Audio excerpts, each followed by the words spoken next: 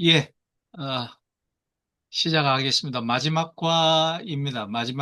사실은 제가 쓴 텍스트북은 이것보다 양이 좀 더 많은데, 한 요 정도까지 하면, 한 괜찮겠나, 이런 생각이 들어서요.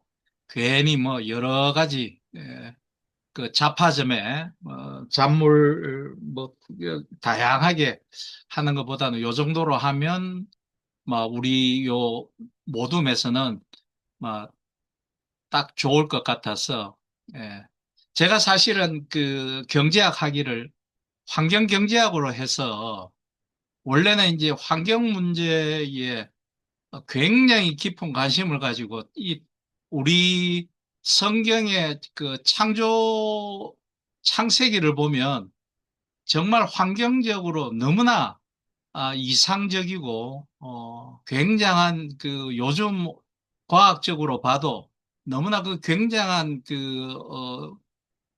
그 이론들이 그 안에 아주 깊숙하게 깔려져 있는데, 왜 한국 기독교에는 이 하나님의 창조에 대한 것을 참 천대시할까?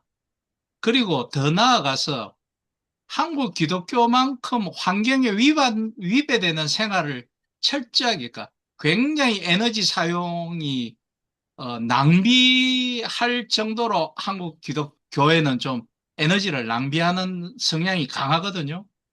굉장히 에너지 낭비를 어, 과하게 합니다. 그리고 그 수많은 음식 쓰레기를 생산해내는 것부터 시작해서 왜 그럴까? 그런 생각을 좀 하게 되었습니다. 그래서 차차 요 내용 안에 또 그런 이야기를 좀 드리면서 한번 보시죠. 현대 사회가 직면한 가장 심각한 도전 중 하나는 기후변화, 생물 다양성 감소, 자원 고갈 등으로 대표되는 환경 문제입니다.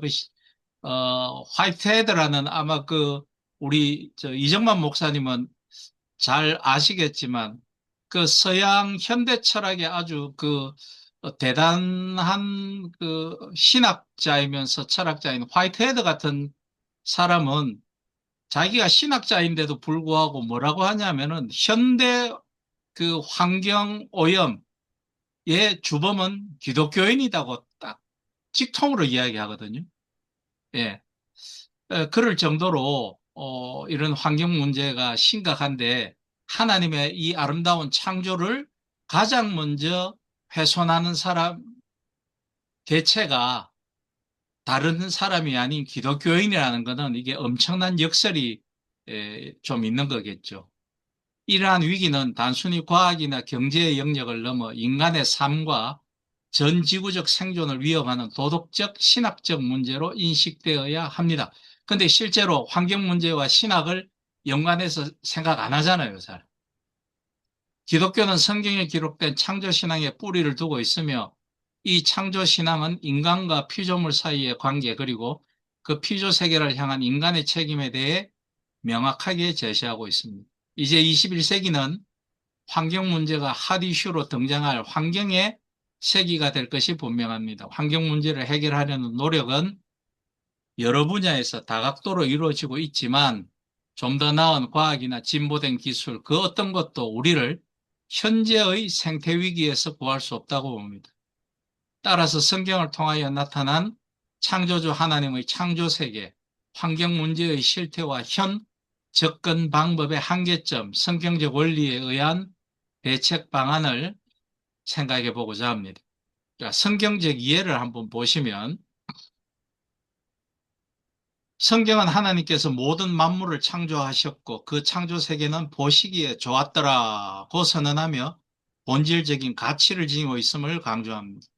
인간은 이 창조 세계의 일부로서 특별한 지위를 부여받았는데, 그것이 바로 청지기의 역할인 거죠.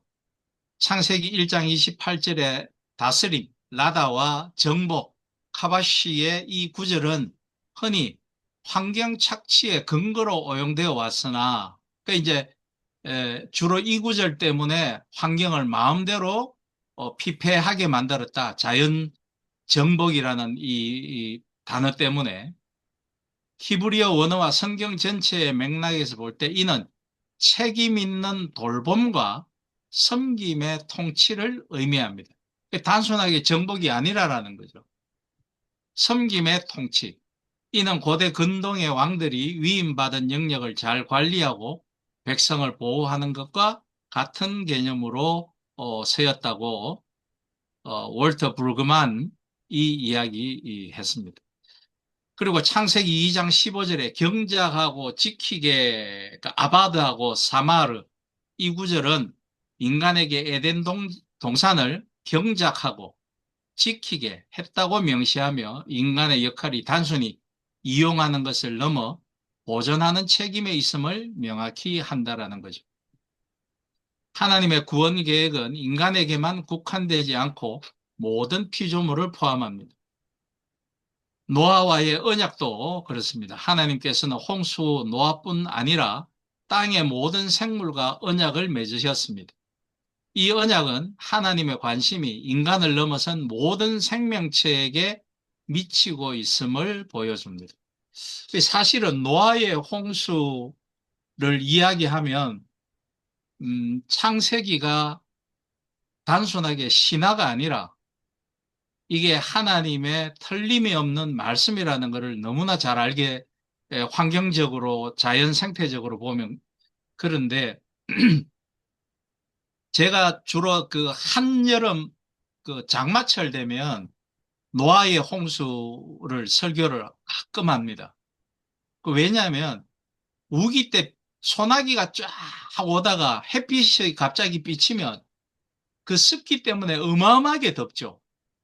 그런데 그 아주 예전의 사람들이 그렇게 대홍수 이후에 우리가 물을 증발시킬 수 있는 것은 가장 빠른 것은 강렬한 햇빛으로 물을 증발시켜 버리면 쉽지 않습니까?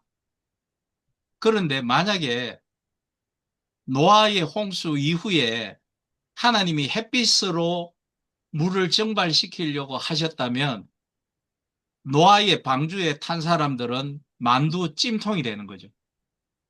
그래서 아마 다 죽었을 겁니다. 근데 성경에 보면 바람으로 물을 날렸다고 되어 있거든요. 그 제가 그럼 이거는 정말로 사람의 머리로는 이거 어떻게 생각할 것이냐 그런 생각을 했거든요.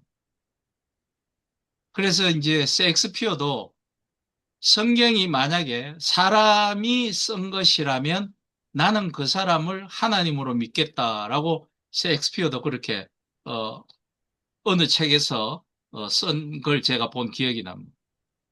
새 창조와 피조물의 해방. 사도 바울은 피조물이 고대하는 바는 하나님의 아들들이 나타나는 것이니라고 말하며 온 피조 세계가 인간의 타락으로 인해 고통받고 있으며 그리스도를 통한 구속은 장차 썩어짐의 종로로서에서 해방되는 새 창조를 포함한다고 설명합니다. 이는 창조 세계의 회복이 기독교 구원론의 핵심적인 부분임을 시사합니다. 오늘날 지구 생태계는 그 아름다웠던 모습을 잃고 점점 황폐되어 가고 있습니다. 인류는 자연과의 친화적인 관계를 유지하여 왔으나 18세기 산업혁명 이래 생산성 제고를 위한 국제적 경쟁 속에서 자연은 마구 파괴되고 훼손되었습니다.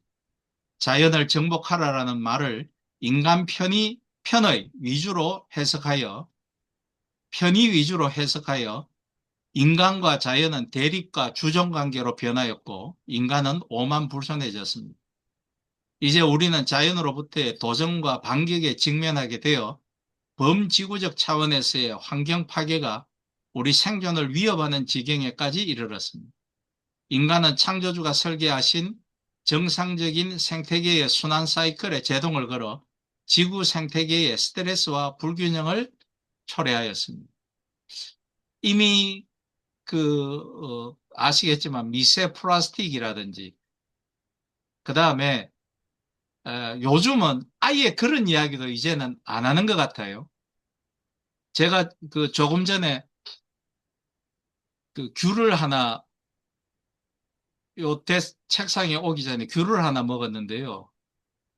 그 귤하고 바나나의 지금 그 후숙제, 과일을 따고 난 다음에 지금 그 귤도 8월 때 과일을 따고 바나나도 8월 때 과일을 따가지고 거기 후숙 성숙제를 뿌리죠. 배 타고 오는 동안 물류하는 동안 익어가게. 그런데 문제는 요즘 그 아이들이 성조숙증이 나타나고 여러 가지 그 신경적인 그 문제가 많은 이유 중에 하나가 바로 이 후숙제, 의 폐해가 크다라는 겁니다. 예. 그 바나나에는 무조건 뿌려져 있고 귤에도 뿌려져 있는데 이게 심지어 그 이 도시에 사는 사람들의 취향에 맞춰서 아주 그, 피질이 그 탄탄하고 아주 그 잘 익은 것처럼 보이게 하는 후숙제를 뿌리는 바람에 그 후숙제를 아이들이 우리는 이미 끝났죠. 우리는 막 다 먹어도 됩니다. 상관이 없는데 그 후숙제 때문에 여자아이들이 벌써 7살에 그 맨스가 시작된 아이들이 그게 의학 연구 논문으로 이미 뭐 20년 전에 나오고 이랬죠. 그래도 지금도 후숙제 뿌려서 그렇게 하고 있습니다. 예. 근데 제가 한때 그 창조과학회에 소속이 돼 가지고 이거 환경 문제에 대해서 우리 교회에서 뭔가 생각을 좀 잘 성도들에게 해야 된다, 잘 가르쳐야 된다라고 이야기하니까 벌써 교회에서 일각에서 받아들이기를 뭐라고 받아들이냐면 목사님처럼 그렇게 말씀하시면 먹을 게 하나도 없습니다. 우리가 나서서 이 창조 세계를 뭔가 청지기 정신으로 보존하려고 하지 않고 이미 포기해 버리는 거죠. 목사님처럼 그렇게 이야기하면 먹을 게 하나도 없네요. 그럽니다. 네. 그래서 그런 게 안타깝죠. 월드워치 연구소 보고서는 최근 연례 보고서를 통하여 다가오는 21세기를 맞이하여 환경변화에 대처하지 못할 경우 세계 경제가 위기에 봉착할 수 있다고 뒤늦게 경고했습니다. 이거는 20세기 것을 제가 참고한 겁니다. 21세기의 인류는 첨단과학의 발달로 일부 특권층의 편리함을 줄 수는 있으나 60억에 이르는 인간에게 어떻게 맑은 물을 공급할지 우리가 어렸을 때 오늘처럼 물은 꼭 정수기를 통해서 마시거나 사 먹는다고 생각이나 했습니까? 그 몇십 년 전이지 않습니까?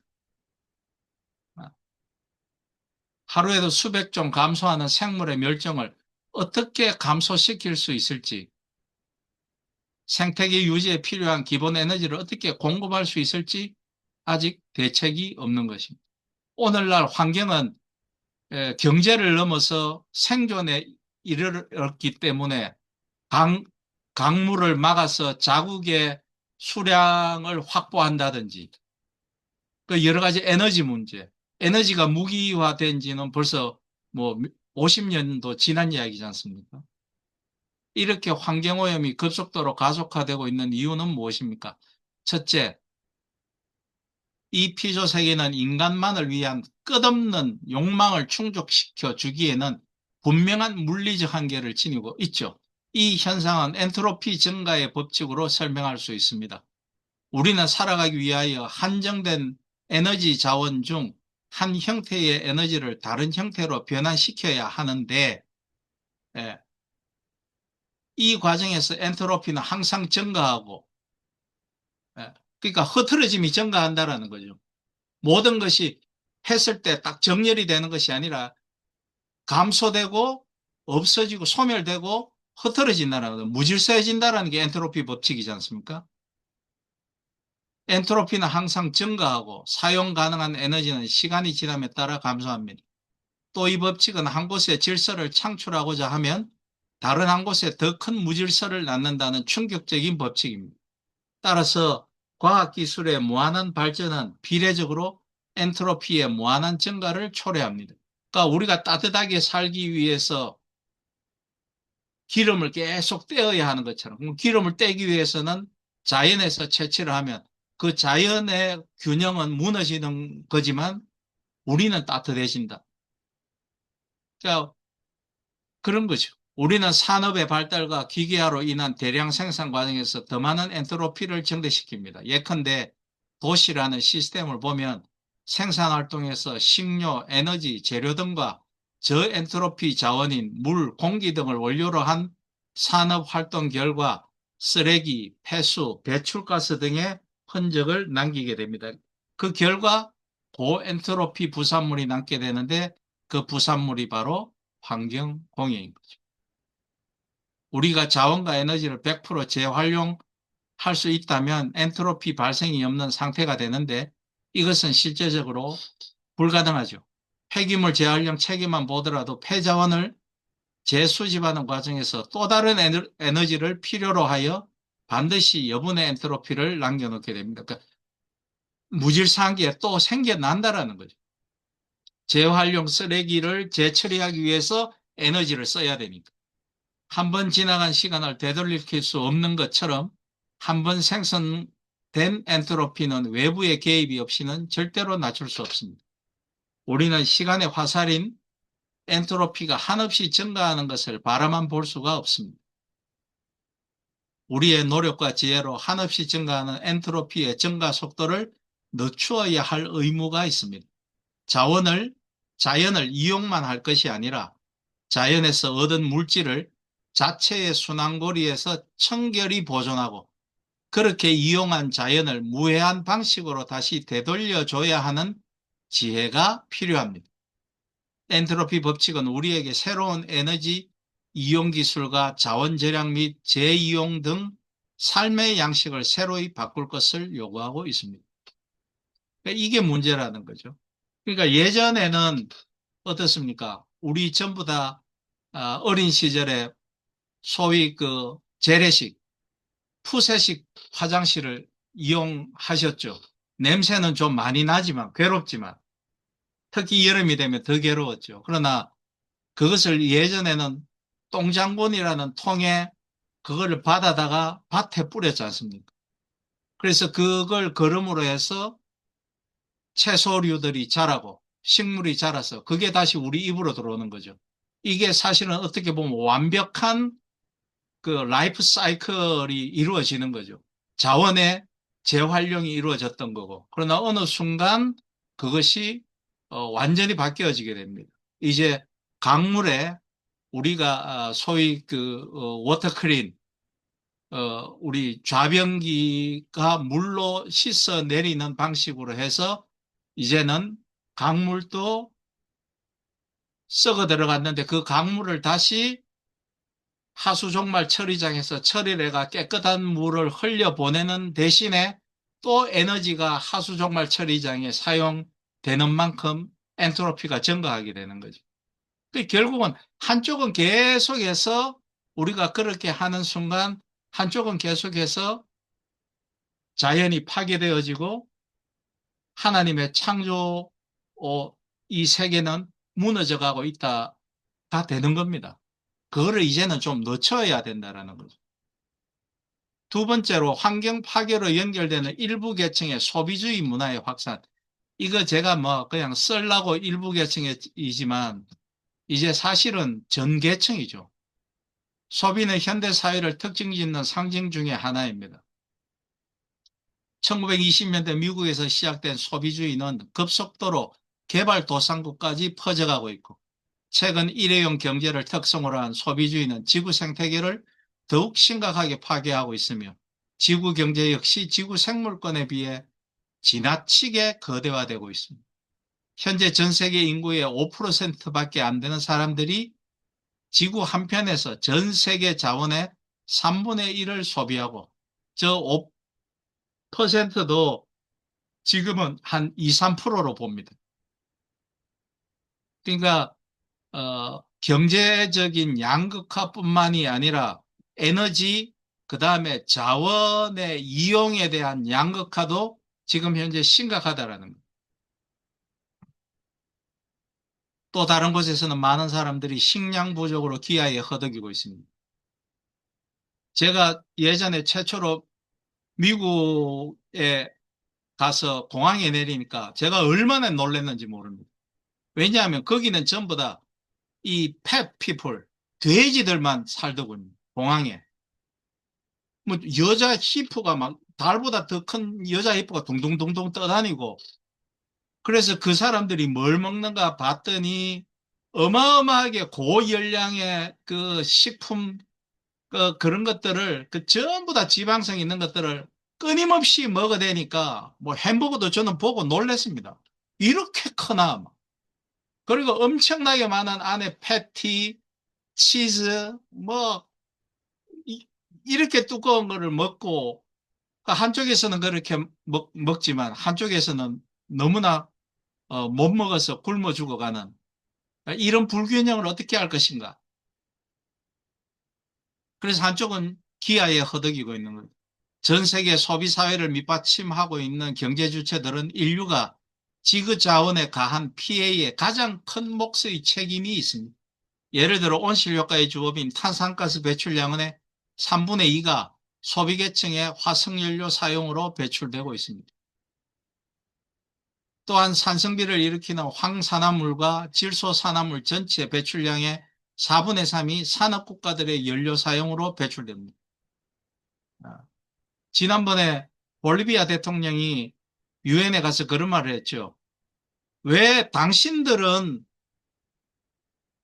경제 발전을 이루면서 수많은 환경 오염을 당신들이 만들어 놓고 이제 우리나라가 먹고 살려고 경제 개발을 하려고 하니까 우리 보고는 밀림을 파괴하지 마라.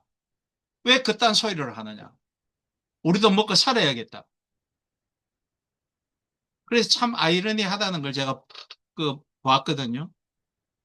자, 우리나라도 이미 선진국 진입이라는 미명하에 소비 문화가 빠른 속도로 급상승하여 주변 환경에 악영향을 미치고 있습니다. 우리가 이미 수없이 많이 목도를 하고 있고요. 네. 지구 생태계가 앞으로 살아남으려면 소비사회는 자원의 사용을 극적으로 줄이고 부분적으로는 내구성 상품으로 전환하여 자원의 투입량을 최대한 줄여야 합니다. 정부는 또한 소비를 부추기고 있는 현재의 세금 및 보조금 정책을 개선하고 상품 가격의 환경 비용을 충분히 반영하여야 합니다. 지구 환경의 미래는 어떻게 소비 사회를 극복하느냐에 달려 있습니다.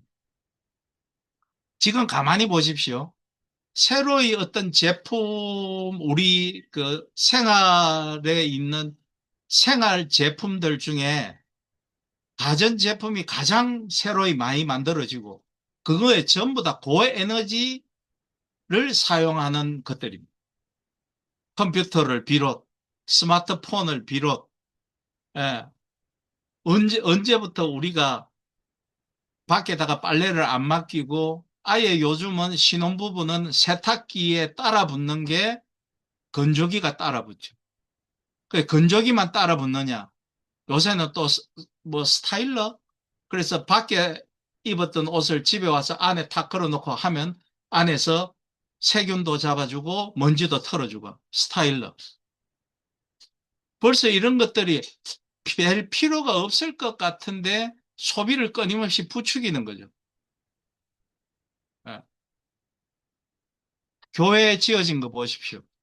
얼마나 전기를 많이 쓰도록 대형 교회면 대형 교회일수록 엄청난 스피커에 그 뭐 자기 목소리가 그렇게 좋은지 뭐 한지 뭐 그 저 끝까지 뭐 들려야 되는지 어쩐지 모르지만은 그런 대형 스피커에 엄청난 그 오디오 시스템들 또 비디오 시스템들 그런 고에너지를 사용하는 것들로 교회들을 꾸려놓고 또 교회에 뭐 때문에 예배당에 그렇게 인테리어에 공을 들이는지 그런 시스템들. 그것들이 나중에 재처리 되느냐? 그렇지 않죠. 네. 세 번째, 아, 여기 세계 소비자 계층의 대다수는 우리 기독교인인데 주로 선진국들이 다 기독교인이니까요. 세계 선진국 중에서 유일하게 일본 하나만 빼면은 세계 선진국 그 중에서 일본 하나만 빼면 다 기독교 국가입니다. 세계 소비계층의 대다수는 우리 기독교인인데 만약 사람이 전 세계를 얻고도 영혼을 잃는다면 무슨 소용이 있겠습니까?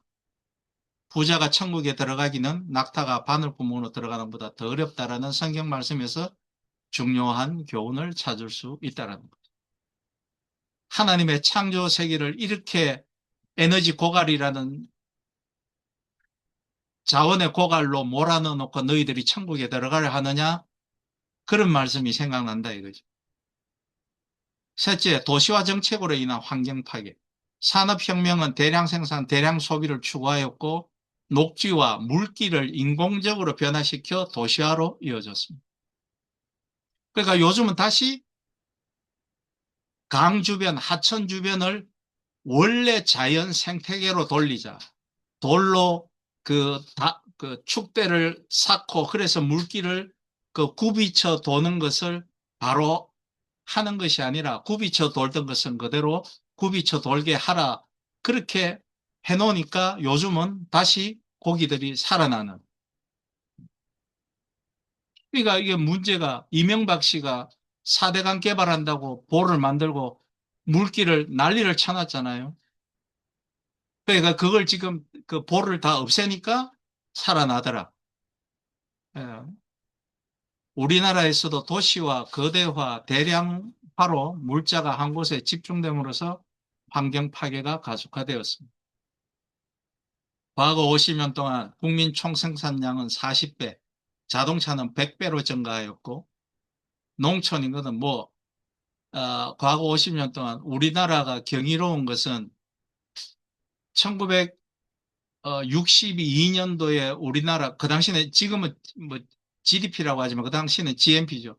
GNP가 우리가 200배가 그 성장한 정말 경이로운 나라죠. 그런 반면에 농촌 인구는 80%에서 10%로 줄어들었다는 거죠. 농촌에 사람이 없죠, 지금.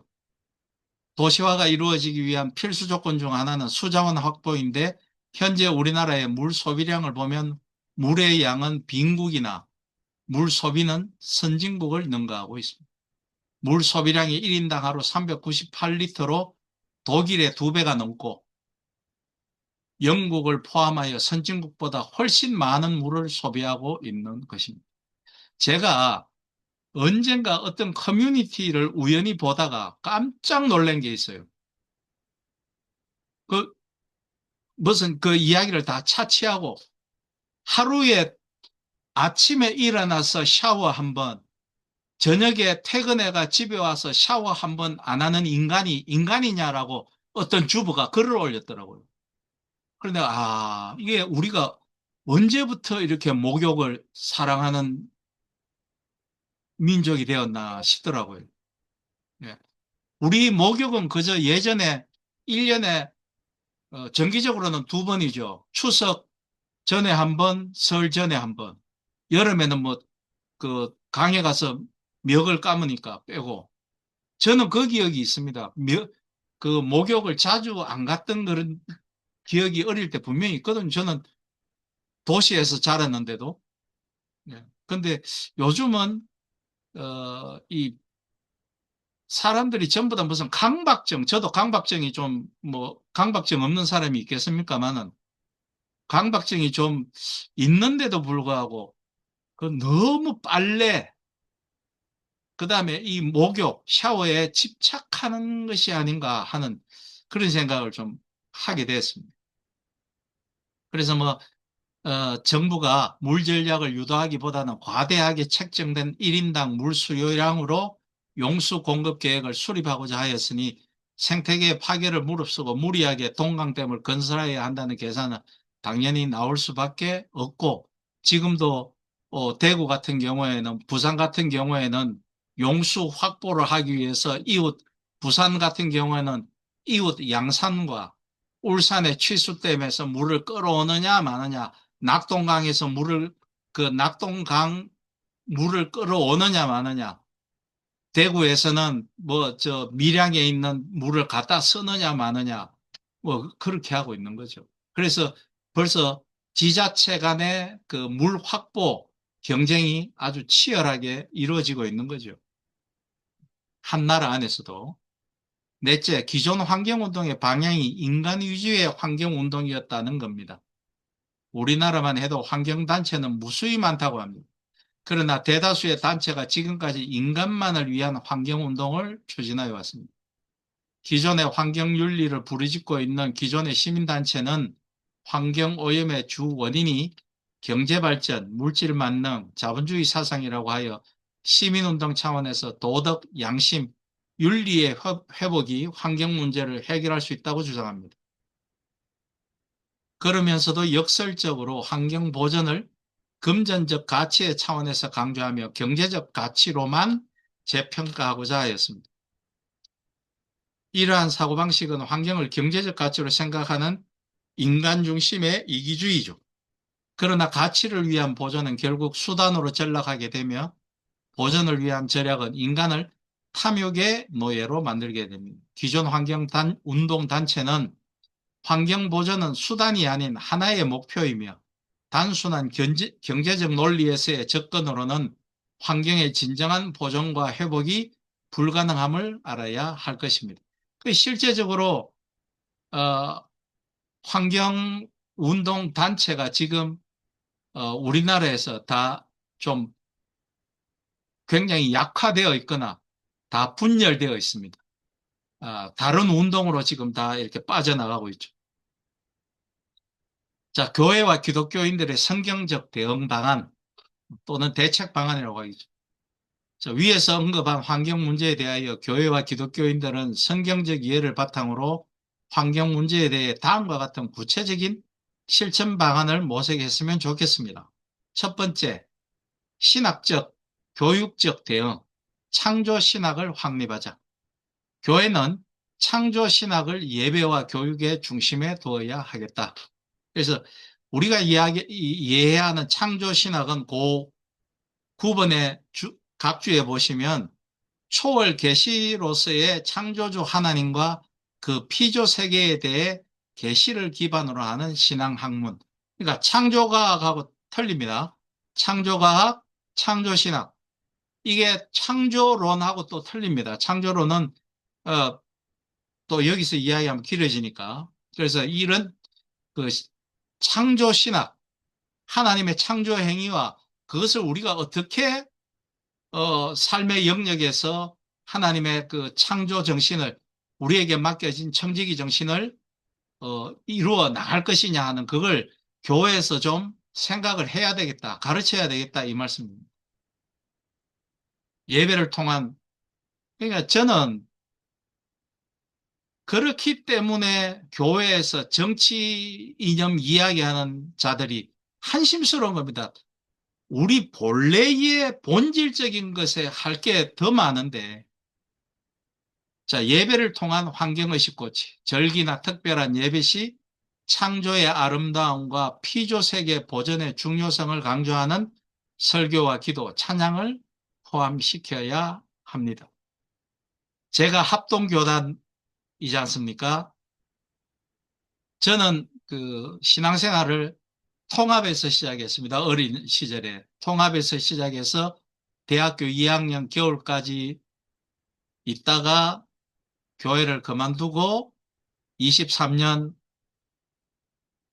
교회 생활 안 하다가 뭐 돌아오자 신학 공부를 하게 됐는데요. 제가 어렸을 때 그 중고등부 때 참 좋은 기억 중에 하나는 야외 예배를 갔다라는 겁니다.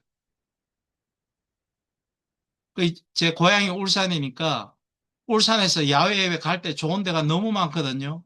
언양, 언양 쪽, 그 다음에 경주 쪽, 그 다음에 바닷가 쪽.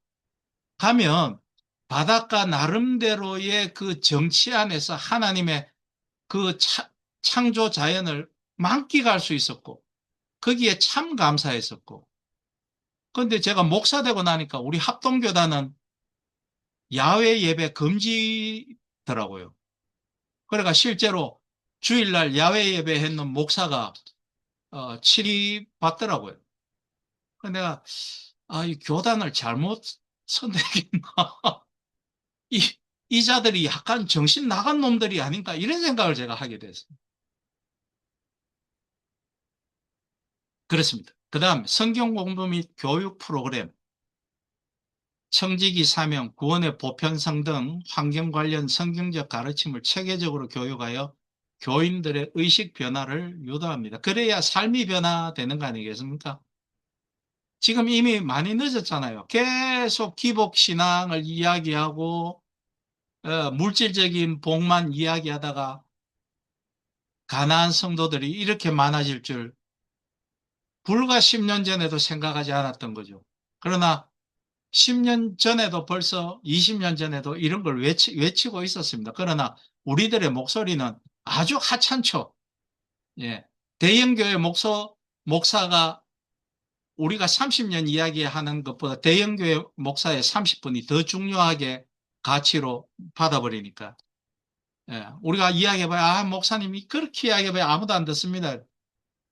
물론 듣는 사람도 있겠지만, 영향력은 최소화였다. 녹색 신앙고백 채택이 어떠냐?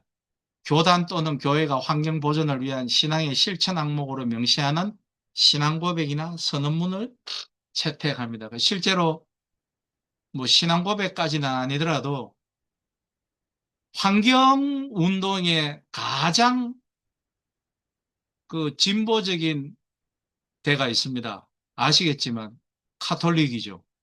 카톨릭은 실제로 환경선언문 채택하죠. 그 다음에 카톨릭에서 하는 한살림운동, 농촌에 유기농 작물을 심어가지고 그것을 그 도심에 있는 어, 교인들에게 판매하는 그게 굉장히 성공을 거두었죠. 그러나 기독교는 제가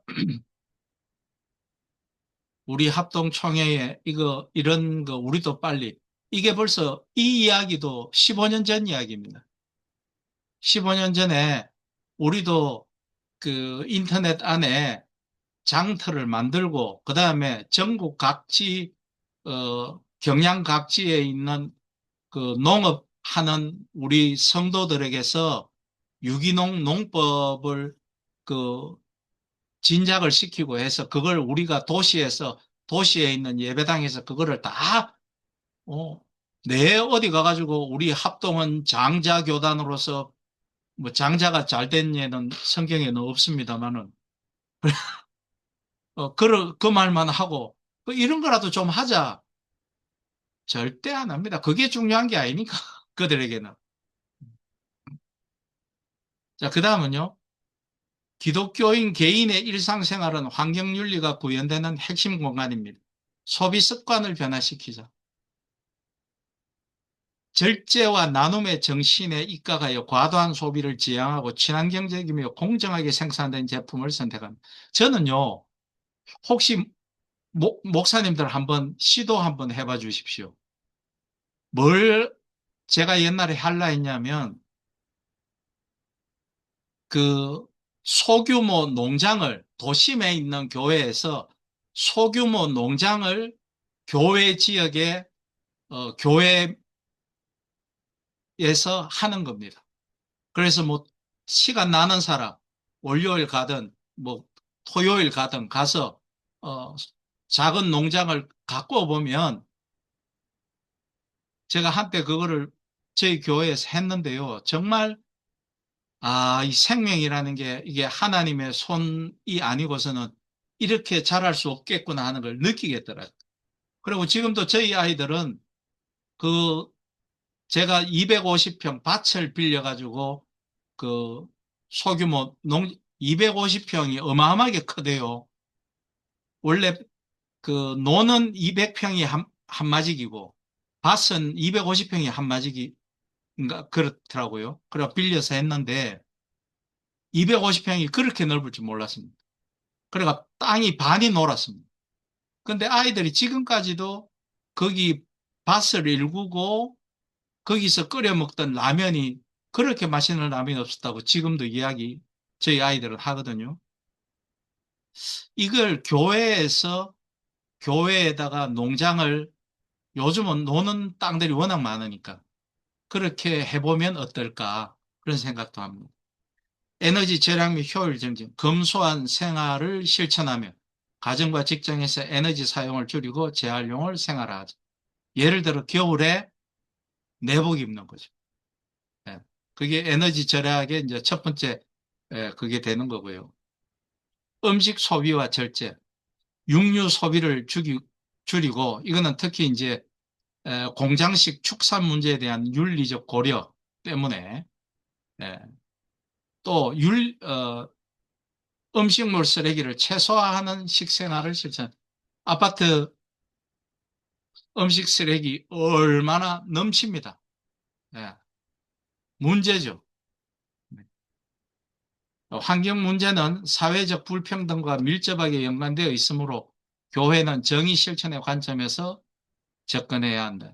왜냐하면 아까 말씀드렸지만 에너지도 빈익빈 부익부 사용이 있으니까 환경정의의 실현, 환경오염의 피해가 가난하고 소외된 이웃에게 집중되는 현실을 인식하고 이들과 연대하여 환경적 약자의 권익을 보호하기 위한 사회적 행동에 참여해야 한다라는 겁니다. 뭐 이것뿐만이 아니라 어, 다른 것도 역시 뭐 우리가 할 게 많죠. 지역 사회와의 연대, 지역 공동체 내에서 숲 가꾸기, 하천 정화 활동, 녹색 생활 캠페인 등을 주도하거나 참여하여 교회가 사회에 봉사하는 통로로 기능하게 해야 하겠습니다. 그걸 잘 안 하죠. 지역 사회하고 연대가 잘 안 됩니다. 그리고 하더라도 환경 문제 제가 이제 말씀드리고 싶은 것 중에 하나는 환경 문제는 주로 카톨릭과 불교에 다 뺏깁니다. 그 뺏길 수밖에 없는 이유가 두 가지가 있는데 첫 번째 교회가 환경 문제 신경 안 씁니다. 지역 사회와 지자체와 연대하지 않으려 합니다. 그러니까 카톨릭이나 불교에서는 더 접근하기가 좋죠. 경쟁자가 없으니까. 예. 그리고 꼭 공짜로 코 풀려고 합니다. 제가 이거는 부목사 할 때 제가 해봐서 알아요. 예. 뭘 하냐면 꼭 지자체에 우리 이런 사업 할 테니까 지원해라. 지원금을 타오게 만들. 예. 그래서 그 공짜로 코 풀려고 하더라고요. 그러면서 생색은 교회에서 이런 사역, 이런 봉사 활동하고 있다라고 내는 거죠. 근데 나중에 결과적으로 어 제가 이제 그거는 울산에서 부목사 할 때인데 양산 통도사에 다 뺏기고 하나는 카톨릭에 뺏기고 그렇게 하더라고. 그 목사 개개인의 욕심이 드러나니까 그렇게 되고 중요한 건 이미 사람들이 알아요. 제가 거기서 굉장히 절망했습니다. 뭘 아느냐 하면 교회가 얼마나 탐욕스럽게 이 사역을 시작하는지 그 관계자들이 알더라고요. 그래서 교회를 안 좋게 보더라고요. 자, 정책 제언 및 입법 활동 참여, 환경보호를 위한 정부와 기업의 책임 있는 정책 수립을 촉구하고 시민사회 운동에 적극적으로 참여하여 구조적 변화를 도모해야 합니다. 환경 문제에 대한 교회와 기독교인들의 성경적 대응은 창조 세계 보전이 곧 하나님 나라의 확장이며 인간의 구원과 불가분한 관계가 있음을 인식하는 것에서 시작됩니다. 청지기 사명과 새 창조에 대한 소망은 기독교인들에게 환경 위기에 대한 깊은 책임감과 실천적 동기를 부여합니다. 교회는 창조 신학을 확립하고 교인들은 일상에서 녹색 윤리를 실천하며 사회적으로는 환경 정의를 위한 연대에 참여함으로써 창조주 하나님의 뜻을 이 땅에 실현하는 공동체가 되어야 합니다. 이러한 성경적 대응만이 환경 위기를 극복하고 만물이 그 안에서 함께 서게 하신 하나님의 창조 질서를 회복하는 길입니다. 예, 이상입니다. 이제 예, 공유해 오늘로써 주시면, 예, 예, 공유해 어, 주시면, 예, 감사합니다. 아이고, 예, 강의 감사합니다. 오늘 또 뭐 이야기하려면은 뭐 밤을 새서 이야기해도 다 못할 그런 내용들인데, 그렇지요. 예, 뭐 중요한 거 또 질문이나 또 좋은 또 의견, 생각이 있으면 좀 이야기를 하면 좋을 것 같습니다.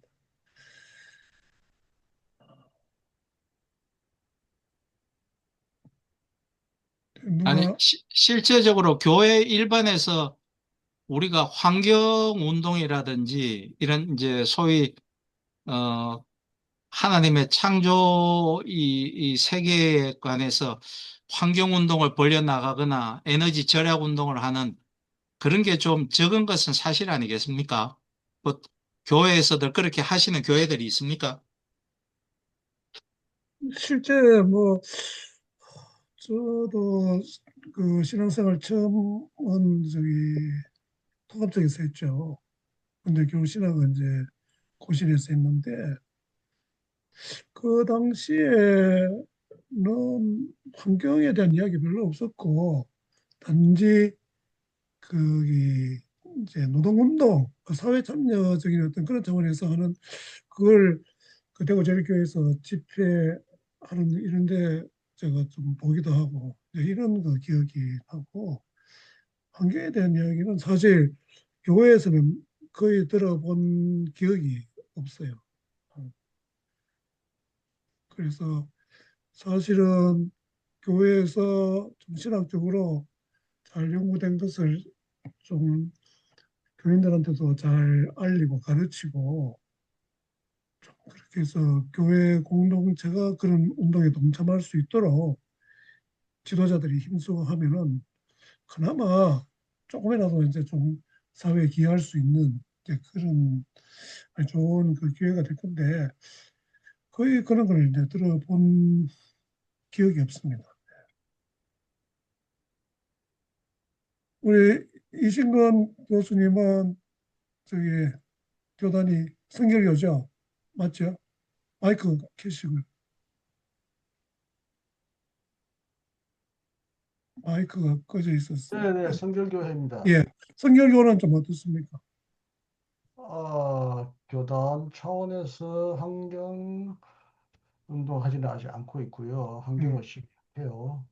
아주 오래전에 춘천 성결교회 가보니까 춘천이 아주 아름다운 화발의 음, 도시인데 여러 부가 있잖아요. 재정부, 환경부가 있고요. 그 안에 아, 장로님이 굉장히 환경을 사랑하는 분이 있어서 한 교회당 한 번 부서가 있는 그런 교회는 봤지만 범교적인 음, 차원에서 음, 음, 환경 문제를 우리의 문제를 생각하는 데는 성결교는 아직도 이, 거기에는 좀 미진하고 성결교회가 전반적으로 시대 의식이 뒤떨어지고 이제 그냥 남 따라하면 질질하고 앞서가는 일이 거의 없습니다. 이 신건 외에는 소신돼서 앞서간 사람을 본 적이 없어요. 예, 그 맞는 이야기 같습니다. 신학도 그렇고 뭐 다 그러네. 동의합니다, 교수님. 그렇습니까? 반 농담했는데 농담으로 받아주셔서 고맙습니다. 예, 그래가지고 유일하게 신학자 중에 창조 신학을 가지고 책도 쓰고 굉장히 많이 활발했던 그 박영식 아, 예, 교수를 예, 그렇죠. 예, 자라고 성결교죠. 예, 털다가 이제 실패했죠. 했는데 도리어 이제 창조 신학을 더 확산하는 역효과가 되긴 됐습니다. 어,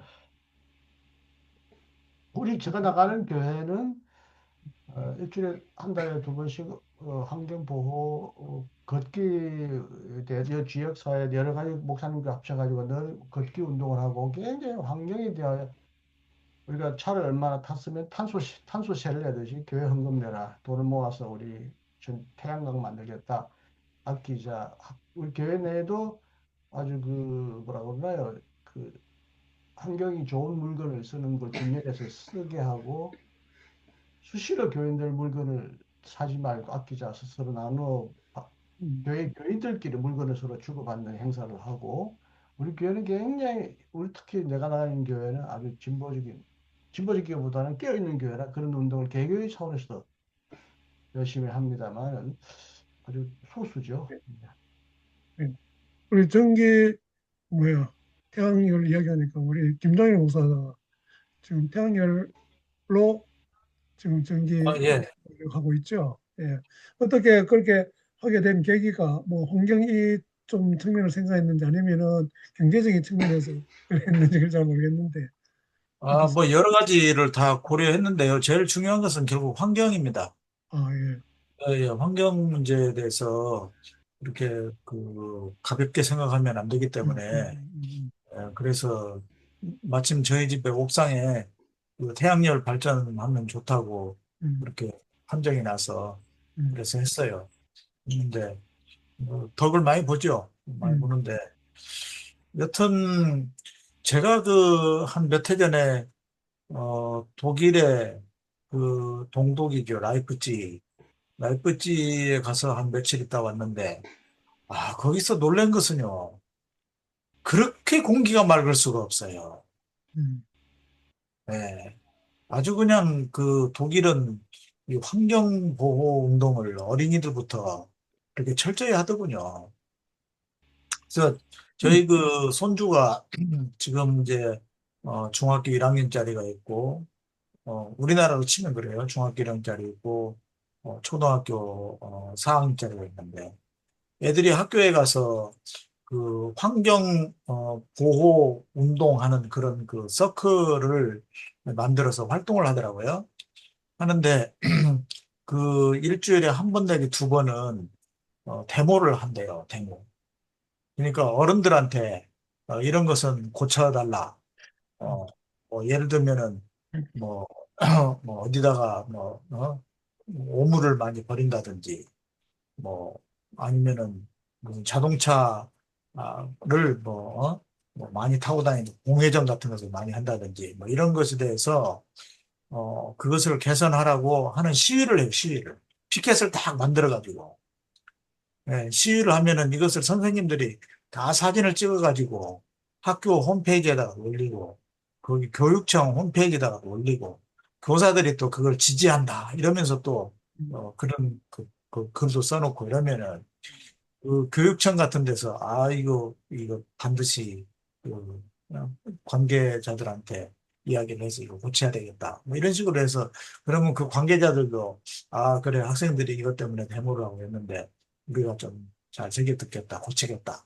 뭐 이런 식으로 하고 이게 직접적인 환경 운동을 이렇게 이론적으로만 하는 게 아니고 자기가 개인적으로 실천도 하는데 이 사회에 메시지를 내도록 그렇게 어떤 활동을 시키더군요. 그래서, 그거 참 놀랍다. 그래 생각을 했습니다. 아주 좀 진짜 좋은 그런 이해가 되네요. 그런데 제가 지금 이제 들으면서도 우리가 우리 교회도 보면은 각 개인이 나름대로 그런데 이제 뭐 이제 쓰레기를 적게 생산한다든지 뭐 물을 적게 쓴다든지 전기를 적게 쓴다든지 나름대로 이렇게 이제 애쓰는 그런 사람들이 없잖아 있거든요. 그런데 이제 오늘 또 강의를 쭉 들으면서 야 이게 그냥 뭐 한 개인이 하는 것도 뭐 안 하고 안 하는 것보다는 낫지만 이 그야말로 조금 공동체적으로 조직적으로 그렇게 할 필요가 있겠다 이런 생각이 좀 들었는데 지금 김동현 목사 이야기하는 거 가만 들어보니까 아주 그거 참 진짜 좋은 그 아이디어라고 생각합니다. 그러니까 이 초등학생이고 중학생이 또 그렇게 해가지고 그걸 어른들한테 또 그것이 실제적으로 또 행정기관에 그 영향을 미쳐서 그런 어떤 메시지가 전달될 수 있도록 한다는 것 자체가 아주 좋다고 생각합니다. 우리나라는 아마 그런 거 하면은 당장 그게 뭐야 되겠노? 좀 별나다 그냥 싶은데. 퍼포먼스로 보는 거죠. 예, 아들아, 예, 예. 숙제하는갑다. 그래 볼 수도 있고 하여튼 좀 이제 그런 경향이 있지 않는가 이런 좀 생각이 듭니다. 네, 저는 한국 교회에서 다른 거 차치하더라도 주일날 대중교통 이용해서 예배 참석하자. 그런 운동 좀 벌였으면 좋겠어요. 그거라도. 예. 한국 교회 예배당 새로 지을 때 가장 주안점을 두는 게, 물론 뭐 예배당에서 강대상의 배치라든지 이게 음량의 조화라든지 이런 것도 보겠지만, 건축 설계학적으로 제일 중요하게 생각하는 것 중에 하나가 주차장 확보인 것 같아요. 음, 그래서 저는 그 새로 지은 부정교회 주차장 확보한 거 가보고 저는 정말 자빠졌습니다. 야, 이게 무슨 백화점 이 주차장이지, 지하 몇 층에서부터 쫙 전부 다 주차장이고, 이 예배당을 지을 때의 에너지 소모도 엄청나지만, 물론 재정적 소모도 엄청나지만, 우리가 주일날 예배하기 위해서 전부 다 각자 집안마다 차를 뭐 한 대만 오는 것도 아니고 여러 대 오잖아요. 그걸 좀 대중교통으로 우리가 타고 오자. 이렇게 하면 굳이 주차장을 짓기 위해서 엄청난 에너지를 소모할 필요도 없을 것이다. 그런 거에서부터 좀 시작하는 것은 어떨까? 그런 생각을 합니다. 예. 뭐 그래도 좀 실질적으로 좀 좋은 이제 제안이고요. 그래 지금 아까 이제 강의하시면서 뭐 기복 신앙 뭐 이런 것도 좀 언급하시고 했는데 진짜 우리가 그 교회가 너무 이기적인 그러니까 이 예수님의 가르침은 완전히 정반대로 가는 이런 그 경향이 너무나 많이 이제 나타나고 있기 때문에 그러니까 그 교회도 개교회주의가 돼가지고 이제 교회만 좀 이렇게 좋아지면은 아까 뭐 이제 주차장 이야기도 먼저 하셨는데 그것만은 아니고 다양한 어떤 그런 측면에 있어서 개인은 개인대로 교회는 교회대로 뭐 이런 식으로 이제 나가니까 교회가 뭐 힘을 합쳐서 우리가 이런 신학이 또 성경에서 이렇게 이야기하니까 이런 식으로 우리가 환경을 좀 보호하고 이렇게 해야 되지 않겠는가 이렇게 해도 당장 자기 앞에 있는 이익을 쫓아가지 이 먼 미래를 보면서 공동체를 생각하고 나라를 생각하고 지구를 생각하는 건 아예 염두에도 없지 않는다 이런 좀 생각은 예, 듭니다. 그 예, 신학 얘기를 좀 하고 싶은데요. 예, 예. 그 최인 목사님 그 강의 중에도 나왔는데 그 카바시를 그 정복하고 다스리라 이렇게 예. 번역했잖아요. 제가 지금 채트피에다 물어보니까 카도시와 어원적 관계는 없다 그래요. 어원적 관계는 없는데 카도시를 그 해석학적 관계는 있다. 그 카도시를 음. 영광, 거룩 뭐 예, 이렇게 번역을 예. 해버렸기 때문에 이게 어떤 권위로 번역을 했거든요. 그러니까 어. 원래 카도시가 그 비동일성, 그러니까 이렇게 구별된 하나 되는 게 아닌 그런 비동일성, 요새 현대 철학자들이 그 동일성이 오는 그 억압, 동일성이 주는 폐해를 계속 고발하는데요. 그러니까 이걸 이제 카도시를 그렇게 번역하는 바람에 돌봄이라고 번역을 못한 거죠. 음. 카바시를 돌봄이라고 번역했어야 되는데 정복하고 다스리라.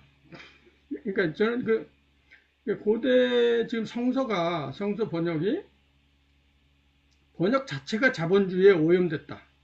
이 자본주의가 말하자면 신플라톤주의와 연계해서 오염됐는데요. 제가 마침 오전에 글을 한 편 썼는데요. 성령 충만이라는 게 그 플레르마.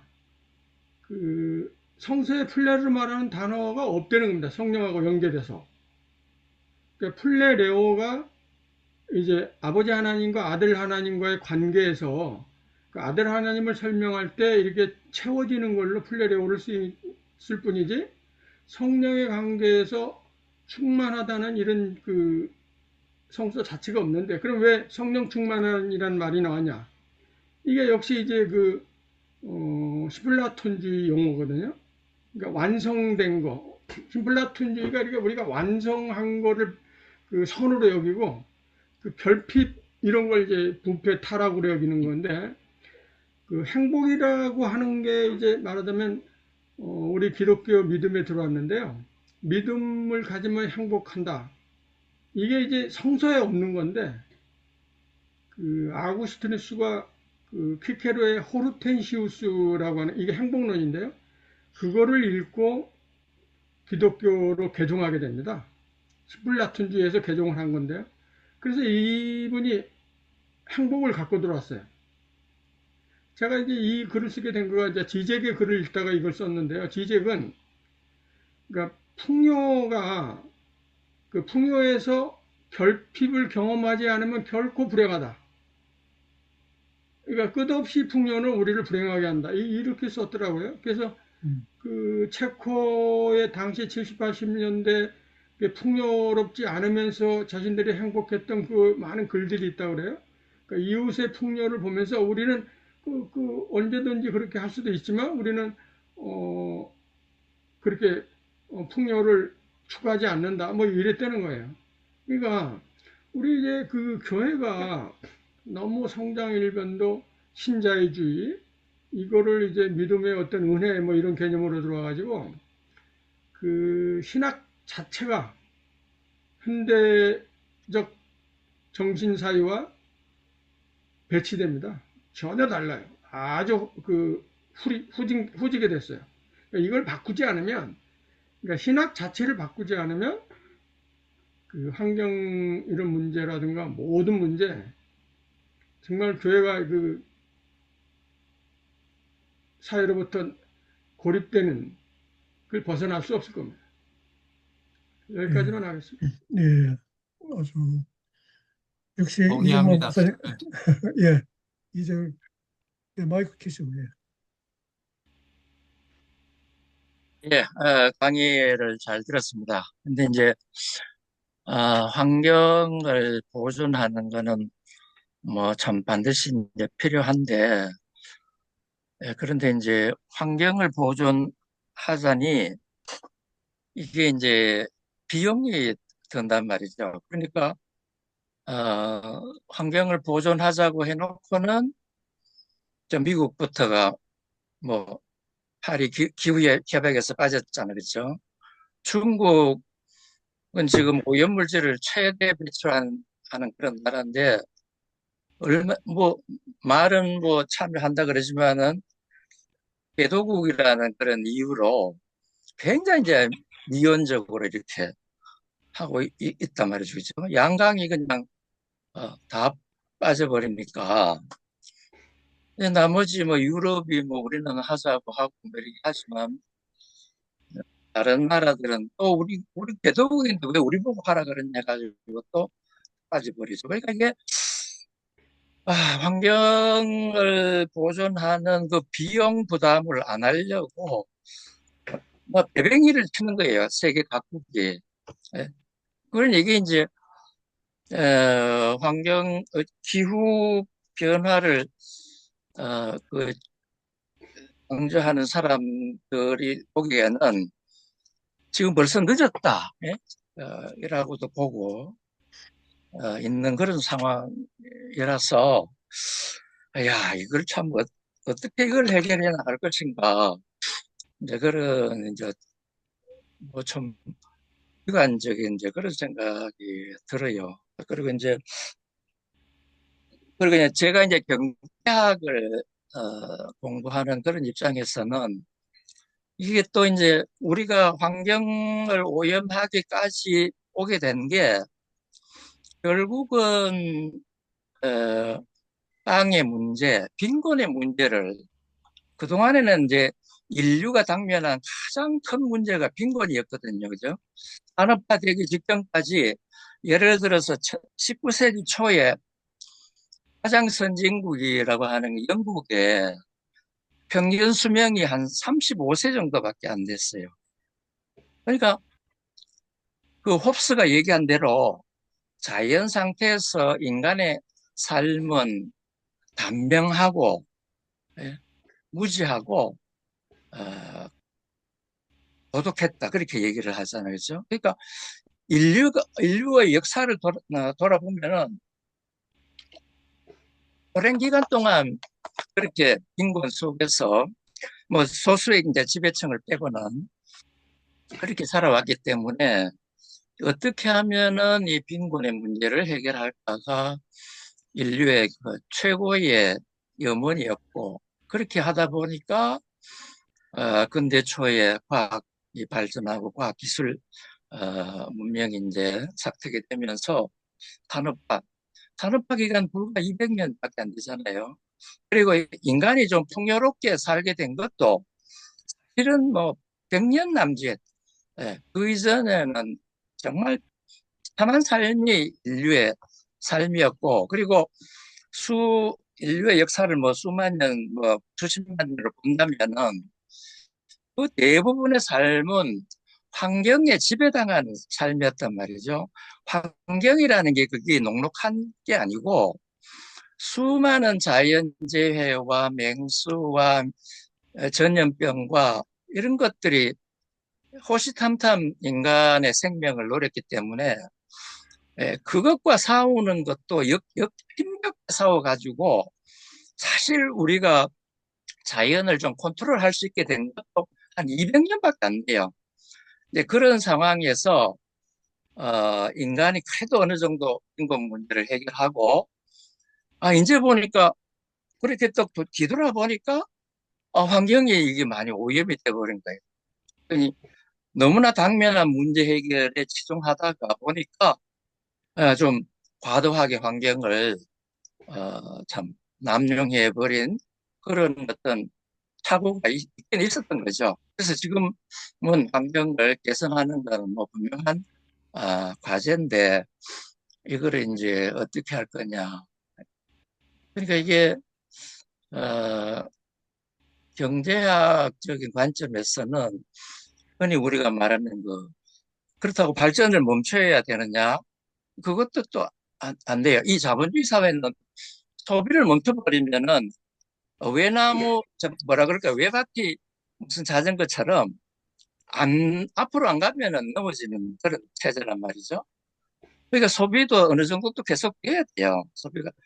그리고 우리가 흔히 성장을 멈추면 어떠냐 그런 얘기를 하는데 그거는 좀 이 세계 전체가 아주 평화로운 때는 그 말이 뭐 말이 돼요. 그러나 요즘처럼 우크라이나 전쟁이 이제 터지면서 이게 안전한 나라가 없구나라는 것을 깨닫게 됐잖아요. 이 평화가 보장이 안 되면 이 성장을 멈추는 순간 국력에서 다른 나라에 열세가 돼요. 이게 우리의 국력은 기본적으로 경제력이고 군사력이잖아요. 그죠? 이 경제력에 뒷받침이 안 되면 군사력도 나오질 못하죠. 네. 그래서 우리가 경제 성장이라고 하는 것은 우리가 뭐 합력이라는 말로만 자꾸 호도하면은 좀 곤란해요. 이게 우리의 생존이 달린 문제란 말이죠.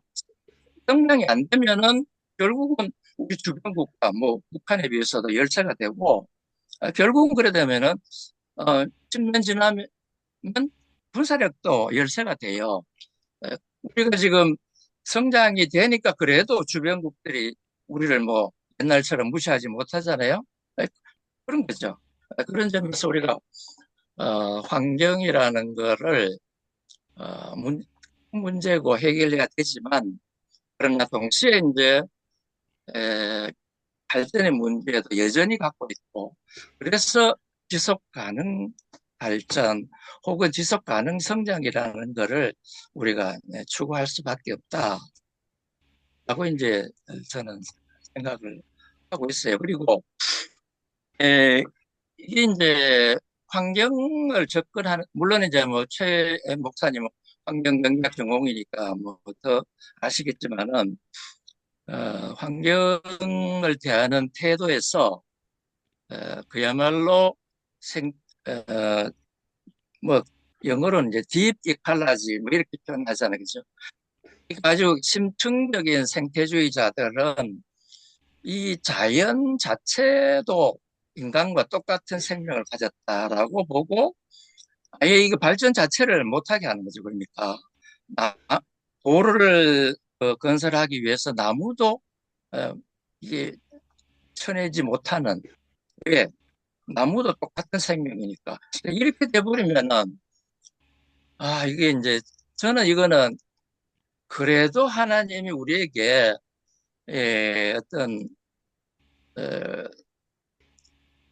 평지기적인 어떤 위치를 주셨기 때문에 인간의 삶을 위해서 자연을 남용해서는 안 되되 그러나 활용할 수는 좀 있다고 저는 믿어요. 그래서 이게 어떤 인간 중심적인 관점에서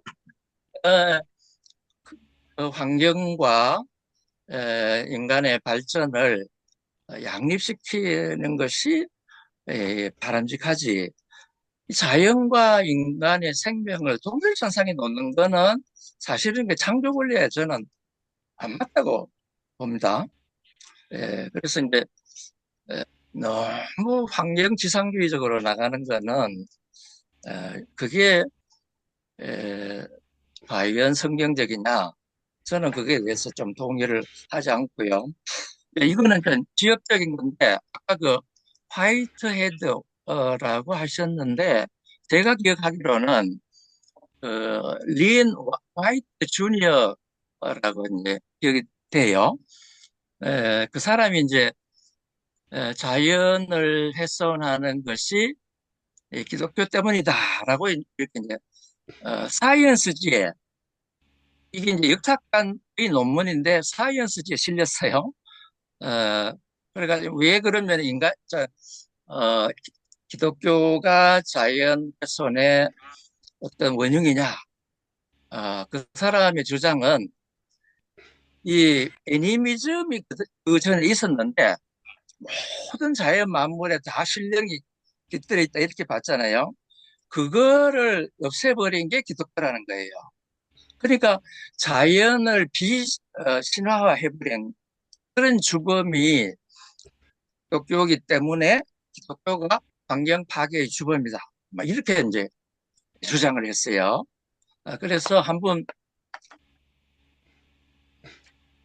그거는 한번 확인을 해보시는 게 좋을 것 같습니다. 화이트헤드인지 저는 화이트헤드는 제가 들어보지 못해가지고 화이트헤드가 자연에 대해서 얘기를 했는 건 잘 이제 모르고 제가 공부한 바에 따르면은 그 화이트 주니어가 이제 그런 얘기를 했기 때문에 그 사람이 이제 굉장히 그 환경에 대해서는 유명한 사람으로 그렇게 알려져 있어가지고 그런 정도로 예, 얘기하겠습니다. 예. 이재일 교수님의 그 성장을 멈출 수 없다고 하는 현실 말씀하신 거에 동의하고요.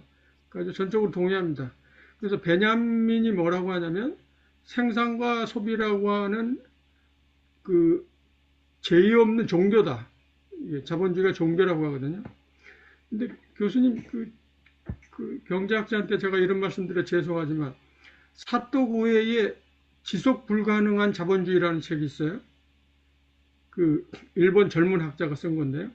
그 마르크스를 재해석하려고 하는 그러니까 우리가 이제 생산과 소비가 이게 계속하는 이 자본주의가 결국에는 하여튼 지금 올해부터 식량 위기가 오거든요. 기후 위기를 통해서 50년에 2050년에 우리가 이제 그 온도가 4도 정도 올라가면 5억 남고 다 없어진다. 뭐 이런 보고서도 있고 막 이런 현실인데요. 그러면 계속 이렇게 성장 위주의 정책을 써야 하냐? 그 딜레마인 거죠. 이제 교수님 말씀하신 성장을 멈추면 이게 약소 국가가 되고 하는 그 딜레마인데, 그럼 저는 역시 이제 신학이요. 신학이 우리가 이제 십자가 신학 아까 제가 이야기하다 조금 길어질 것 같아서 중단했는데요. 지금은 십자가 신학을 고난 신학으로 해가지고 이게 그 부활의 조건처럼 돼 있거든요. 부활하기 전엔 그 십자가가 있어야 된다, 뭐 이런 식으로요. 그러니까 지금 그런 신학이 우리를 이렇게 만들었다. 그러니까 십자가는 지적이 이제 그 고난이 이런 게 아니라 잉여라고 하거든요. 잉여 이게 이제 바디오는 감산, 이게 아까만 플레르마라고 그래서 이렇게 축만 채우는 게 아니고요. 그 바디오는 십자가를 이게 그 과잉에 의해서, 그러니까 우리 삶의 과잉에 의해서, 그러니까 그 바리새인과 서기관들의 과잉에 의해서 그 잉여다. 그러니까 잉여 거기서 떨어져 나온 거죠. 그러니까 잉여 자체, 십자가 자체를 우리 삶으로 살 수 있는 그 신학을 해야지, 이것이 무슨 그 부활의 전 단계 이런 식으로 해서는 우리가 계속 그 플레르마 같은 충만, 뭐 번영, 성취, 성공, 우리 교회가 거기에 너무 그러니까 신자유주의의 천병 노릇을 했다. 그러니까 성장이 좋은 어쩔 수밖에 없는데 교회가 그거에 맨 앞장서서 부르짖었다.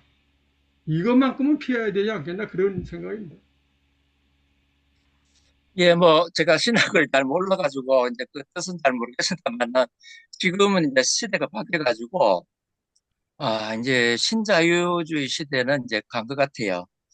그래가지고, 오히려 이제 학국이 자국 이익을 앞세우는 이제 그런 시대가 되어버려가지고, 완전히 이제 세계도 파편화되고, 어, 그다음에 이제 어떻게 하면은 이 옛날처럼 중상주의 시대로 돌아가는 것 같아요, 지금.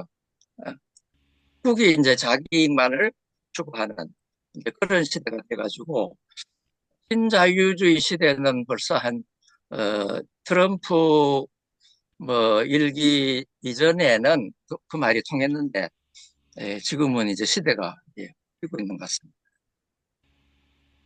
우리 역시 경제학자가 여기 필요하다는 걸 절감합니다.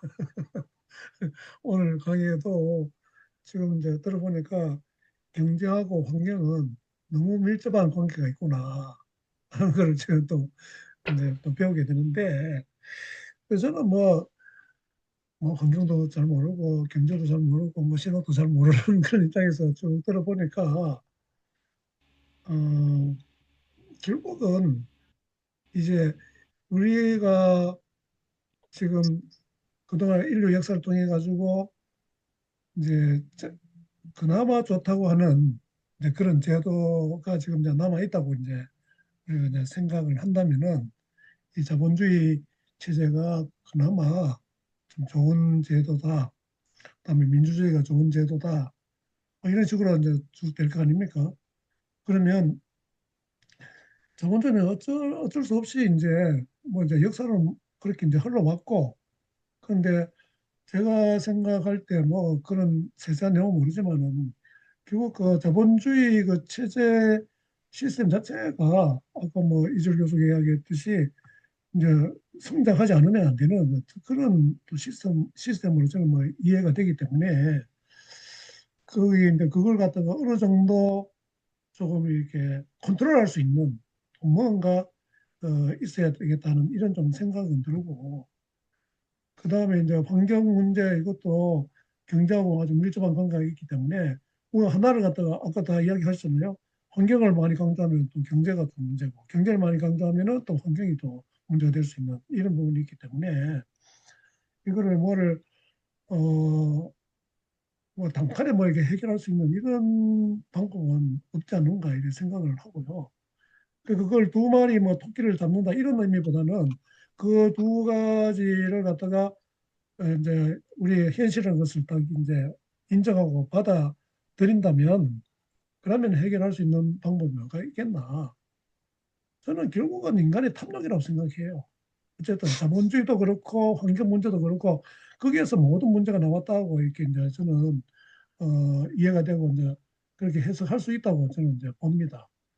그러면 이제 개인적으로는 이제 그런 탐욕을 줄이는, 그래서 또 우리가 보면은 뭐 이제 여러 가지 자본주의 하에서 뭐 서로 뭐 투쟁하고 막 이런 것도 많이 있잖아요. 뭐 노조하고 또 기업하고 뭐 이런 것도 그렇고 그런 것도 보면 결국은 너무 자기들 그 개인 혹은 이제 어떤 그 집단 이기주의 같은 이런 식으로 많이 이야기가 되다 보니까, 그리고 이 지구 전체를 생각한다면은 진짜 내가 아무리 돈을 많이 벌고 부유하다 하더라도 에너지를 좀 절약한다든지 소비를 좀 줄인다든지 여러 가지 그런 것을 좀 이렇게 신경 쓰고 노력하면 좋을 것 같아요. 오래된 이야기지만 제가 88년도에 그 이제 크리스마스 지나고 딱 일주일간 이었습니다. 그 일주일간에 그 얼바나 선교 대회를 그 휘튼 대학에서 했거든요, 시카고에. 그 제가 그때 루가의 이사장을 했기 때문에 그 이제 그런 자격으로 그 이제 참석을 했어요. 그때 진짜 그 눈이 많이 오대고 있는 데잖아요. 눈이 많이 오고 뭐 그래가지고 거기 이제 갔는데 눈도 그래 많이 오고 또 처음 봤습니다. 근데 제가 깜짝 놀란 게 그 기숙사 대학교 기숙사 personali가 이건 완전히 여름이에요. 그래가 그때 잠자는데 그 한겨울인데 런닝샷하고 팬티만 입고 계속 잤거든요.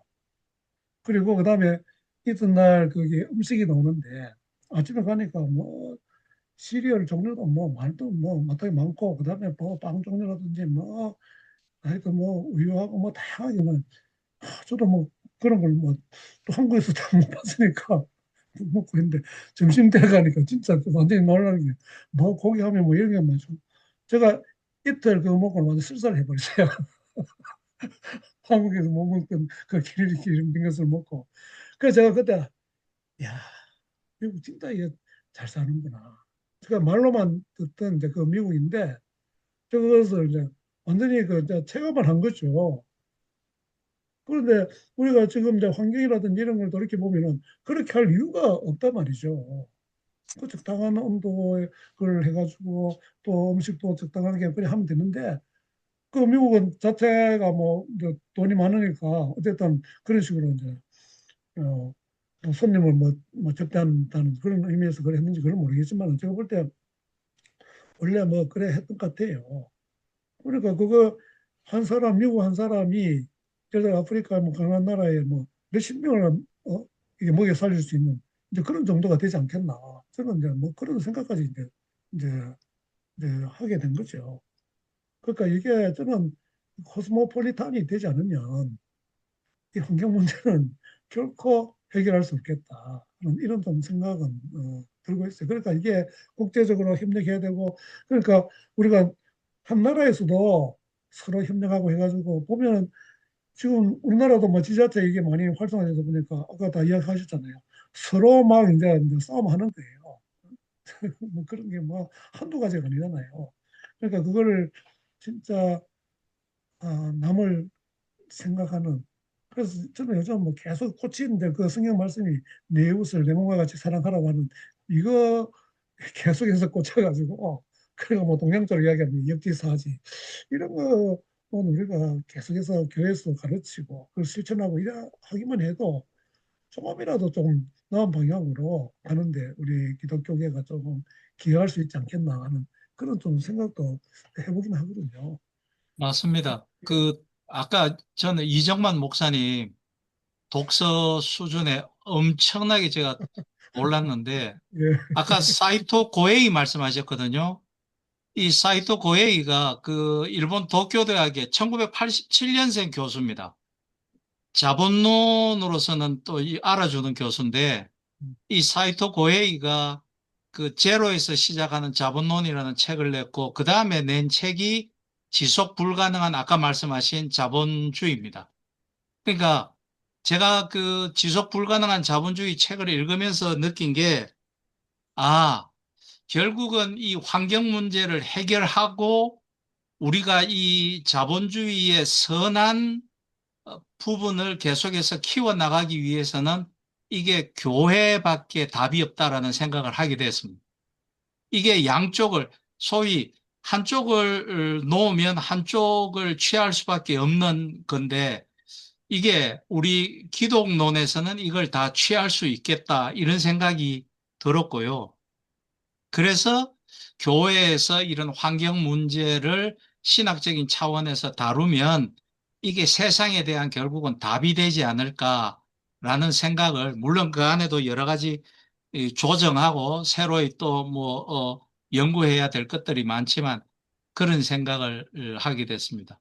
예. 그리고 참 오늘 같은 이런 말씀은 참 좋네요. 그 다음에 아까 이재열 교수님 말씀하신 화이트헤드는 그 린 화이트가 아니고 알프레드 화이트헤드라고 케임브리지 교수였습니다. 지금은 뭐 작고하고 없습니다. 예, 아, 그분도 뭐 그런 얘기를 했는 예, 모양이죠.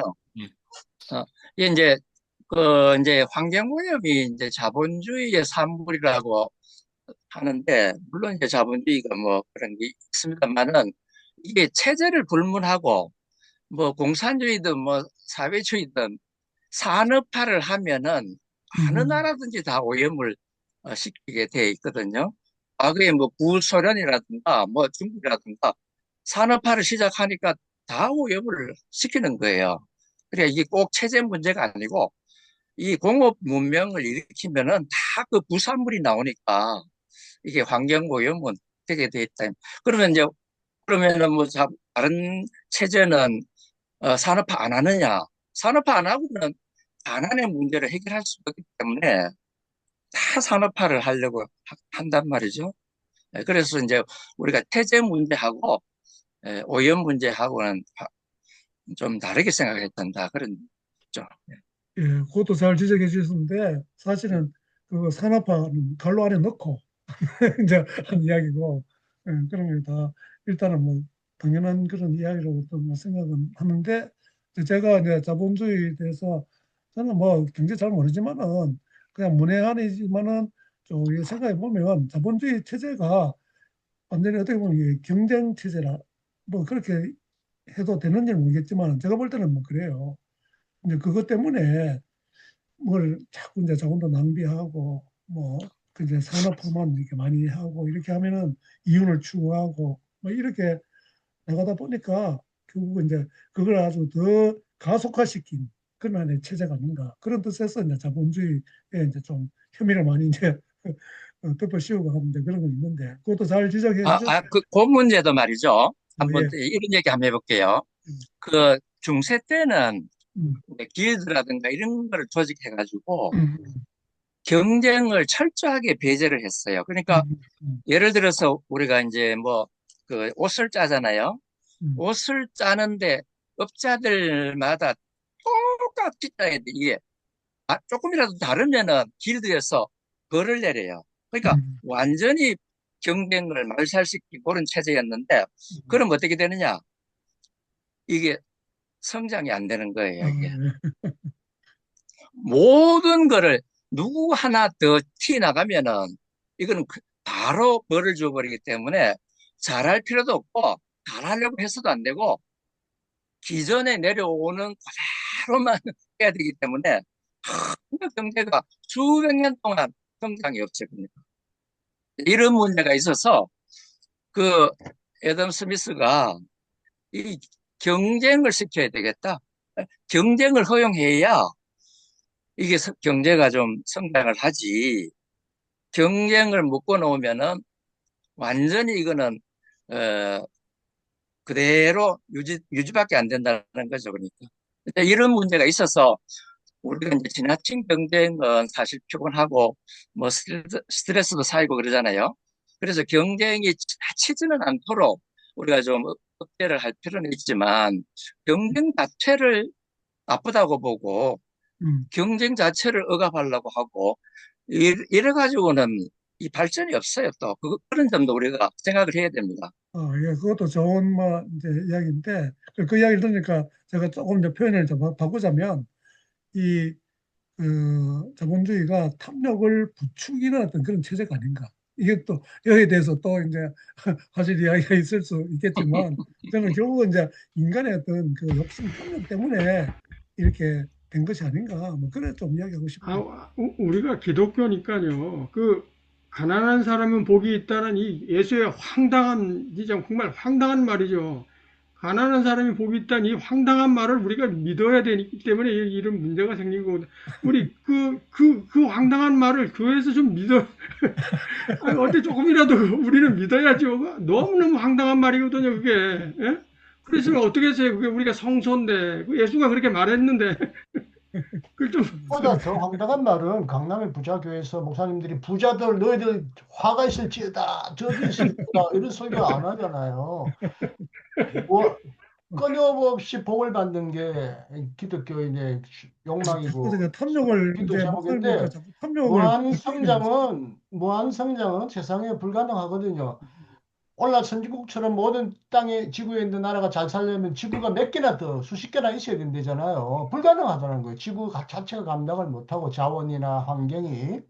우리도 어느 정도 키도 크고 나이도 늘어났지만 우리도 어느 정도 되면 서툴하잖아요. 그리고 더 이상 안 크잖아요, 키가. 근데 성장병에 걸리면 무한 성장하겠다는 건 암세포밖에 없어요. 암세포가 무한 성장하면 결국 자기가 어, 거쳐가고 있는 신체를 죽이면서 같이 죽는 거거든요. 그래서 저는 참 이상한 게 얼마나 인류가 성장병에 걸렸느냐. 경제 성장하다가 경제 성장 예를 들면 뭐 어떤 이유로 후퇴할 수 있잖아요. 그럼 우리는 5% 성장했다 그러면 혹은 이번에는 5% 후퇴했다. 이렇게 해야 되는데 나는 이상하게 역성장했다고 그러더라고요. 역성장이 어디예요? 뒤 거꾸로 앞으로 갔다 이런 말이 아니에요. 왜 성장 어떻게든 거꾸로 가도 갔다고 성장했다고 하지 않으면 인간이 안 될 만큼 인간은 성장병에 중독됐어요. 그 자기도 이제 죽이고 인류도 죽이고 지구도 죽이는 거죠. 기독교가 이 성장병을 죽이도록 어느 정도 선에서는 만족하고 우리가 더 잘 살려고 하다 보면 지구가 망가지고 우리가 남은 소득은 이제 가난한 사람들이 잘 살 수 있도록 도와주자 해서 어느 정도 만족의 도수를 낮추거나 평균화해야 되는데 끝없는 축복. 교회도 잘 사는 사람들은 끝없이 큰 아파트, 큰 차, 큰 교회, 뭐 큰 거를 큰 아까 주차장을 마련하잖아요. 그래서 예수 믿는 게 이 땅에서는 뭐 최대한도로 성량의 복을 누리다가 또 이제 죽으면 어떻게 돼? 구원은 어떻게 되는 거예요? 구원은 이 땅에서 이루어지는 게 아니에요. 다 죽으면 천국 가니까 교회는 뭐 이 땅에서 복을 누리다가 죽으면 천국 가니까 이 땅이 어떻게 되든 궁극적으로는 관심이 없는 거야 되죠. 왜 떠나고 망한 세상을 왜 여기다가 보호하고 관심을 가져야 됩니까?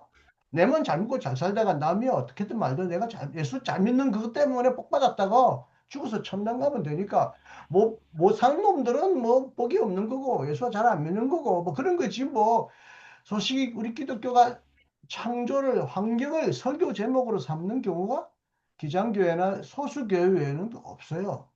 우리 기독교 신학은 창조론이 없어요. 창조는 그냥 우리 이 땅에서 복을 실컷 누리고 우리가 착취하다가 죽으면 이제 천당 가기 위해 잠시 머무는 나그네 세상인데 내가 나그네 세상인데 왜 여기 있는 남의 집에 그 아끼고 뭐 그래요. 남의 집에 있을 때 최대한도 탁도먹고 도망가면 되지. 이 구원관 의식 구조가 창조에 대한 책임감 의식이 없어요. 왜? 창조는 구원의 대상도 아니고 여기 영원히 머물 것도 아니고 아직도 죽으면 천당 간다 그러잖아요. 예? 그리고 천당 가는 게 구원이라고 그러잖아요. 여기는 잠시 그냥 머무르기 때문에 잠시 머물다가 최대한도로 예? 남의 돈이든 자연이든 강탈해서 잘 먹고 잘 살면 최고가 이거예요. 이거 그렇잖아요. 이 덫에 걸려 있잖아요. 예, 참, 다 뭐, 진짜, 우리가 이, 귀담아 들어야 될 이, 그런 이야기고. 이재일 교수님 감당이 안 돼갖고 경제학 교수는 그 성장론이거든요. 감당이 안 돼갖고 나가셨네요. 좀 죄송한데 다른 일이 있어가지고 먼저 나가셨고, 그러니까 경제학 교수 이해합니다. 그 아까 저 경제학은 독일 예를 들었는데 독일은 일찍부터 녹색당이 있어요. 어느 나라보다 녹색당이 제대로 되는 나라가 없을 정도로 독일 사람들은 유럽에서 제일 일찍부터 환경을 중요시했고 우리 지금도 독일 가보면요 자동차도요 우리는 모든 게 자동이잖아요. 그 사람들은 아직도 이 스틱을 쓰고 있어요. 자동차 쓰면 어쨌든 배터리를 통해서 전기를 활용하잖아요. 문도 이렇게 손으로 돌려서 내려요. 그리고 독일 가면 저는 다시 수동으로 적응을 해야 돼요. 이 사람들이 목사님, 낭비라고 생각하는 건 낭비. 왜 목사님 그 손으로 말씀 내리는지 잘하셨습니다. 이거 다 제가 전기를 쭉 내리고 뭐 다 전기로 사용해서 자동차를 자동으로 얘기해요. 독일 사람들은 확실히 그 원래 청렴하고 건강하는 정신이 있지만 독일에는 그렇게 환경을 오염하고 낭비하면서까지 오토차를 안 타요. 유명한 이야기가 있어요. 독일 애들이 어, 여행을 하는데 비행기 타고 간다면 다들 안 간다고 그래요. 비행기 타면 더 좋은데 멀리 가잖아요. 비행기 타면 어마어마하게 자원을 낭비하니까 독일 애들은 비행기 타는 여행은 안 간다고 하는 애들이 엄청 많아요. 그 정도로 학생들에게는 환경 의식이 있는데 우린 비행기 타고 뭐 좋은 데 가면 더 좋아하고 난리 법석을 떨죠. 뭐 없는 돈 그러면은 빌려도 뭐 독일이 이거 뭐 얘가 예, 우리가 시간도 좀 지나가고 이제 얘기가 좀 빗나가긴 했는데 독일이 그런 문화, 그런 의식을 가지게 된 배경이 어디 있는지 그건 잘 모르겠는데 그거는 다음에 우리가 또 한번 또 공부를 해가지고 우리 김정일 목사가 또 뭐 그쪽에 이제 뭐 자녀도 있고 이러니까 조금 더 공부하셔가지고 나중에 알려주시면 좋겠고요. 그 다음에 우리 최 목사님 마지막으로 이야기하시고 아까 좀 언급하시려고 뭐 한. 아니, 오늘 그 이야기가 풍성해지네요. 그 저는 최근에 이거 많이들 뉴스에서 보셨습니다. 그 나이든 우리가 전부 다 뭐 연세가 연만하신데 나이 든 사람들이 그 자동차 그 페달 그 오조작하고 오인해가 사고를 많이 내잖아요. 제가 그 뉴스 볼 때마다 그 주변에 우리 식구들이나 주변 사람들한테 이 말합니다. 그 많던 수동 자동차 다 어디 갔노? 이거 에너지 많이 쓰는 이거 자동 그 클러치 자동차가 되면서 우리 수동 쓰면은 그 갑자기 급발진이 없잖아요. 급발진하면 시동 꺼져버리니까. 예, 당연히 예. 없겠죠. 예. 그 이게 그래서 아까 우리 그 사이토 고에이가 이야기한 자본주의는 우 목사님 말씀대로 탐욕을 전제로 하기 때문에 지속 가능하지가 않아요. 지속 불가능합니다. 예? 그래서 제가 볼 때 어느 정도 그 경제도 발전시켜 가면서 우리가 환경을 우리 기독교 마인드로 세계관으로 유지할 수 있는 건 결국은 우리가 이 교회에서 창조신학, 예전처럼 선한 영향력을 교회에서 세상으로 이렇게 다시 영향을 주는 수밖에는 없겠다. 이것이 우리는 희망이 될 수 아니겠나 이런 생각을 하게 됩니다. 예. 예, 하여튼 감사합니다. 예, 감사합니다. 오늘, 예, 예. 오늘 진짜 풍성한 그런 모임이 예. 돼서 너무 감사합니다. 그럼 오늘 이것으로 마치도록 하겠습니다. 우리, 예. 예, 우리 정 목사님 수고 많으셨습니다. 감사합니다. 감사합니다. 예. 그간 예. 감사합니다. 고맙습니다. 네. 예.